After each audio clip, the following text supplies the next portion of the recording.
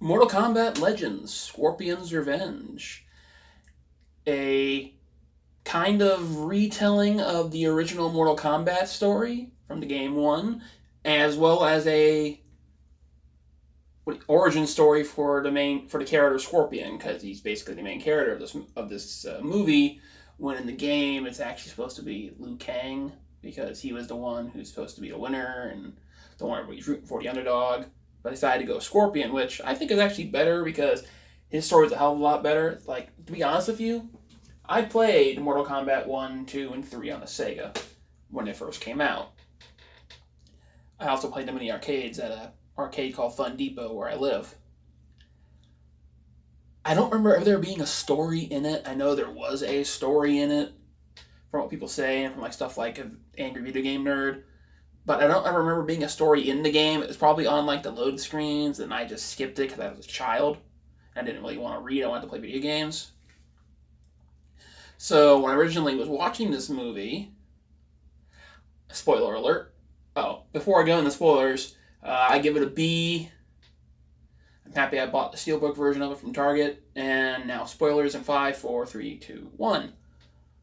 I actually thought that Scorpion was the child in the beginning and not the father. I thought, okay, the Subzero ninjas are going to kill all of Scorpion's, kill his parents and everybody in his city or his village, so that's why he wants revenge on Subzero. And nope, he was an adult. And a lot of the violence in this movie, like I know it's going to be a lot of violence, it's supposed to be rated R because it's Mortal Kombat, duh. But some of it,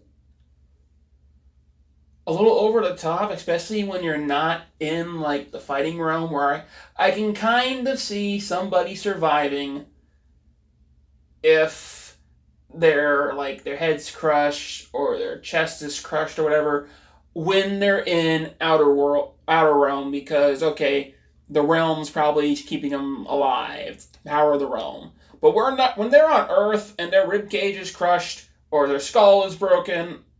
How the hell did they survive? Shouldn't they be dead? Just a thought. It's the only thing I didn't like about it. And it's like, I get that in Hell or Under a Realm or whatever they're calling it, that, okay, you can bleed a lot and they can fillet your flesh off you and everything and you'll still survive because, it's just going to grow back the next day or whatever. And, okay, that makes sense, a lot of blood he had. But when he's still on Earth or in his world and he's lost, like, buckets of blood, how the fuck is he still alive? And also, spoiler alert, when the bad guy who's just pretending to be Sub-Zero crushes his head, how is he still living? At that moment, he should have been dead and gone to the underworld.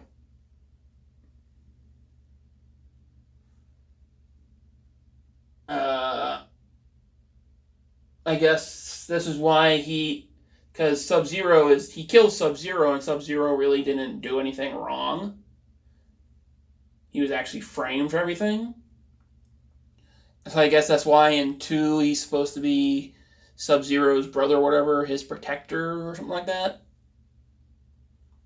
Or at least that's something I remember from reading that or hearing that somewhere, was he became Sub-Zero 2 or Sub-Zero's brother's protector. Probably because he feels guilty that he murdered Sub-Zero and Sub-Zero did nothing wrong. In this movie, Sub-Zero came to his aid, as well as the 3 humans, which one of them is played by Joel McHale from The Great Outdoors, Community, and something else. I don't remember what he's from, but those are things I know him from. And they do kind of make it so that without Scorpion, Liu Kang wouldn't have survived, and he wouldn't have won.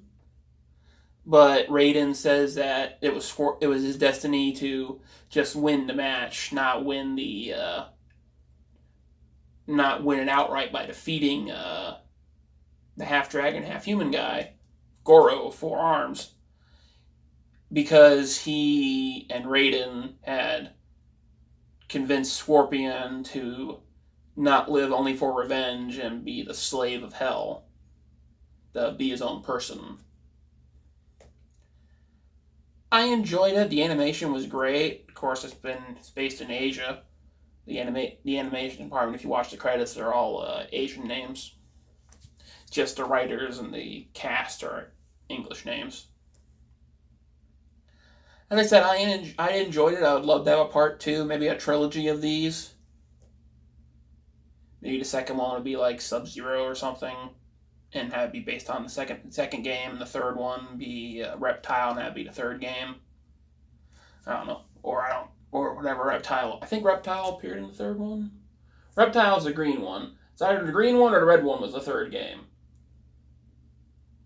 because they're basically just the same color palette and ninja, and they do different things. Or at least in the original games, they've had their costumes drastically updated ever since, I think 4. They started changing everything. They all started looking different instead of just color palette swaps, like Mario and Luigi. They used to be the same person, and then in the Super Nintendo, Luigi got taller, even though he's a younger brother. Funny old 8-bit games and that kind of stuff, and 16-bit games. We're just watching it. If you don't mind violence, like, I don't know, John Wick level violence, don't. Although Scorpion makes John Wick look like a pussy. Scorpion is a really, really good fighter. I don't want to say the dumb term badass, but basically that's what he is in this. And the only thing I found wrong with the movie, the one thing I found wrong, was the opening. The Warner Brothers animation department opening. Because you know how they have like Daffy Duck going, bouncing around like a moron? That was in this still. I mean, they did yuck it up with Scorpion yelling, "Get over here," and grabbing him by his neck and pulling him into the logo. But that really does not fit the movie. Oh, and another spoiler alert. They make you wait for "Get over here." His signature line, he does not say it until the end of the movie. Literally, the last thing Scorpion says in the movie is "Get over here."